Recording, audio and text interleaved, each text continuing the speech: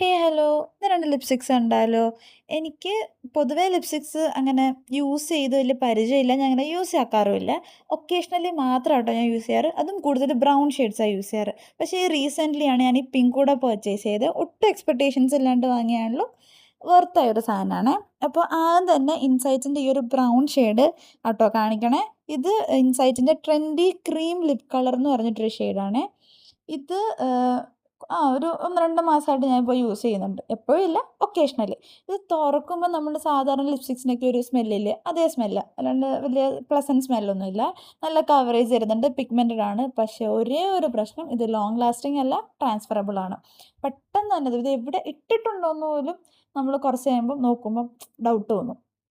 രണ്ടാമത്തേന്ന് പറഞ്ഞാൽ ഇൻസൈറ്റിൻ്റെ ഈ ഒരു ഡുവോ ലിപ്സ്റ്റിക്കാണ്. ഇത് ലിപ്സ്റ്റിക്കും പിന്നെ ലിപ് ഗ്ലോസും കൂടെ വരുന്നതാണ്. ഇത് നോൺ ട്രാൻസ്ഫറബിൾ എന്നൊക്കെ കണ്ടപ്പം ഞാൻ വിചാരിച്ചു ഒന്ന് ട്രൈ ചെയ്ത് നോക്കാം. പിന്നെ എൻ്റെ ഈ പിങ്ക് ഷെയ്ഡില്ല, എനിക്ക് ചേരുമല്ലോ എന്ന് അറിയില്ല, ഒന്ന് ട്രൈ ചെയ്യാമെന്ന് വിചാരിച്ചിട്ട് വെറുതെ വാങ്ങിച്ച് നോക്കിയാണ്. ഇത് മിഡ് നൈറ്റ് 26 എന്ന് പറഞ്ഞിട്ടൊരു ഷെയ്ഡാണ്. ഈ 2 ലിപ്സ്റ്റിക്സും ഓൺലൈനിൽ നോക്കിയിട്ട് എനിക്ക് ലിങ്കൊന്നും കിട്ടിയില്ല കേട്ടോ. പിന്നെ ഈ ലിപ്സ്റ്റിക്കിനെന്ന് പറഞ്ഞാൽ ഒരു പ്ലസൻറ്റ് സ്മെല്ലാണ്. പ്ലസൻറ്റ് എന്ന് പറഞ്ഞാൽ നല്ല പ്ലസൻറ്റ് സ്മെല്ലാണ്. അത്യാവശ്യം നല്ല കവറേജ് ഉണ്ട്. അത്യാവശ്യം എന്നല്ല, നല്ല കവറേജ് ഉണ്ട്. നല്ലൊരു ഷെയ്ഡാണ്.